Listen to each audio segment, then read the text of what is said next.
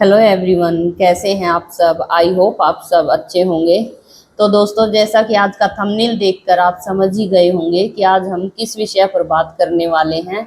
जी हाँ, कर्मों का भुगतान। कर्मों का भुगतान तो हर किसी को करना ही पड़ता है, क्योंकि कहा भी गया है कि कोई आपसे मिलने आए या ना आए, लेकिन आपके कर्म एक दिन आपसे मिलने जरूर आते हैं। तो इसी से रिलेटेड एक छोटी सी स्टोरी जो है आप लोगों के साथ शेयर करती हूँ।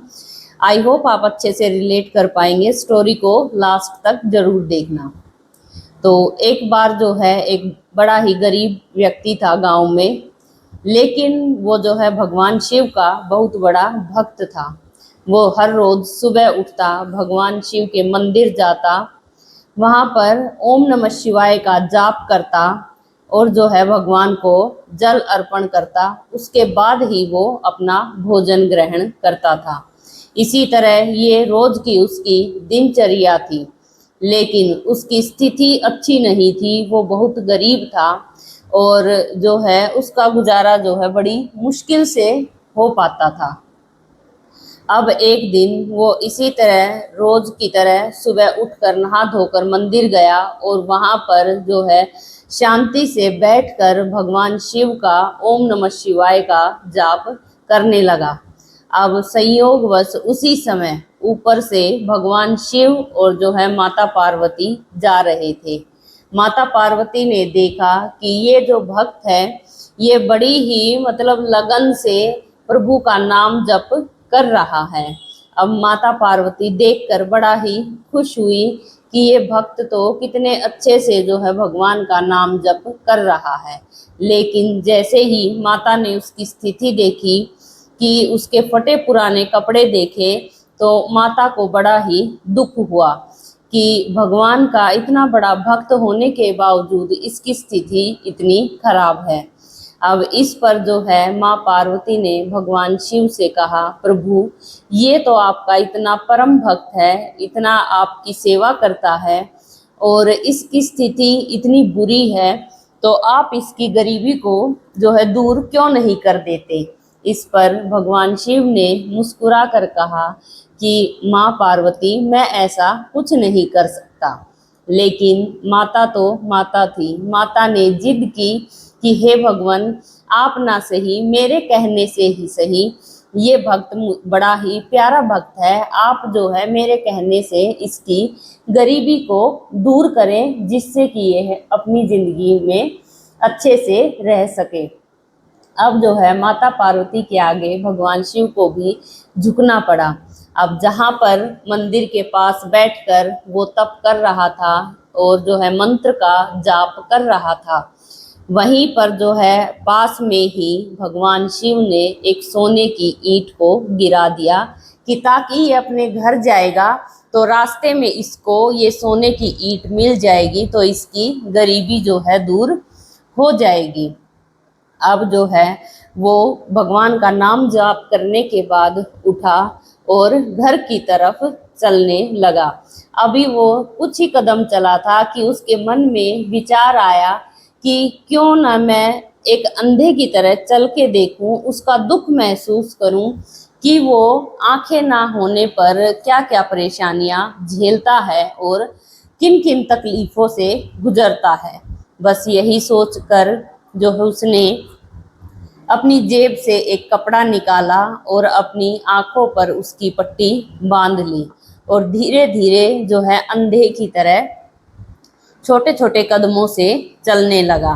अब वो थोड़ी दूर आगे चला ही था कि रास्ते में वो सोने की ईंट जो है पड़ी हुई थी।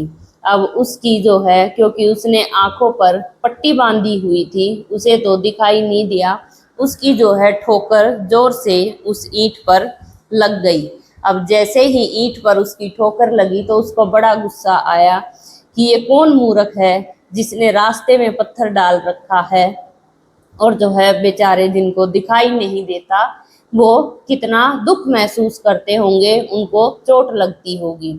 उसने बिना पट्टी खोले वो ईंट वहां से उठाई और उसको एक तरफ साइड में फेंक दिया।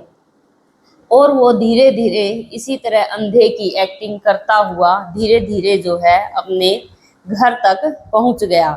घर जाने के बाद उसने आंखों से पट्टी हटाई और बैठकर सोचने लगा कि सच में कितना मुश्किल काम है बिना आंखों के जीना। जिनके पास आंखें नहीं हैं उनको कितनी तकलीफ होती होगी, उनको कितना दुख होता होगा, ये आज मैंने घर तक आने में महसूस किया। अब उसका इरादा तो नेक था, उसकी सोच भी अच्छी थी कि उसने कम से कम दूसरों के बारे में सोचा, लेकिन उसके किस्मत में वो ईंट या अमीर होना नहीं लिखा था।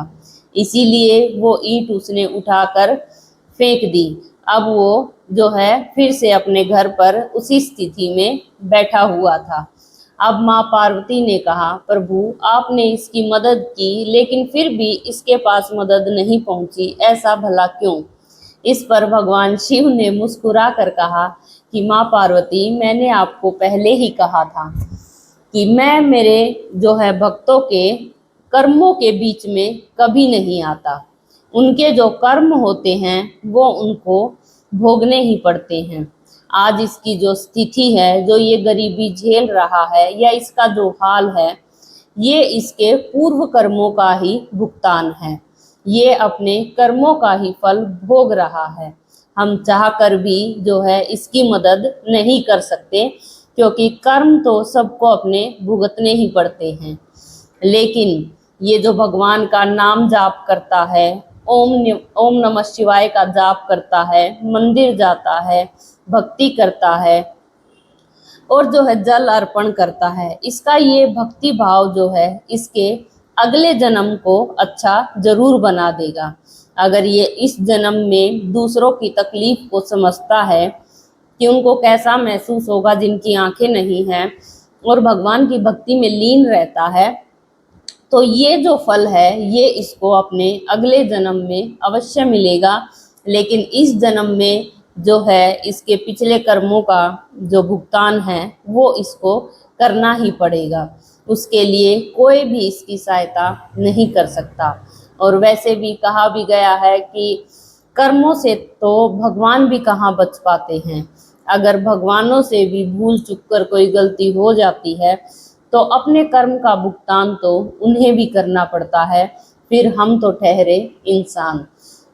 तो इसीलिए कहा भी गया है कि कर्म बड़ा सोच समझ कर करना चाहिए, क्योंकि वो लौट कर जरूर आता है। लौट कर आने पर हमें उतना ही किसी को कष्ट दे जितना कि हम खुद सहन कर सके। ये ना हो कि जब अपनी बारी आए तब ये सोचे कि प्रभु ये आपने क्या कर दिया। तो हमें वही मिलता है घूम फिर कर जो हमने कभी किया होता है। अच्छा किया है तो हमें अच्छा ही मिलेगा, लेकिन अगर किसी के साथ बुरा किया है तो यकीन मानिए आज नहीं तो कल उसका सामना हमें करना ही पड़ेगा, उससे हम बच नहीं सकते। तो ये थी आज की छोटी सी स्टोरी, लेकिन इससे मिलने वाली एक बड़ी सी सीख कि कर्म बड़ा सोच समझ कर करना चाहिए। तो आई होप आज की ये स्टोरी आपको पसंद आई होगी। अगर आपको मेरी वीडियोस पसंद आती हैं तो मेरी वीडियोस को लाइक करें और मेरे चैनल को सब्सक्राइब करें। और हाँ दोस्तों, आप कमेंट में ज़रूर बताया करें कि आपको जो है मेरी स्टोरी कैसी लग रही है। तो मिलते हैं इसी के साथ एक नई वीडियो में, तब तक के लिए राधे राधे।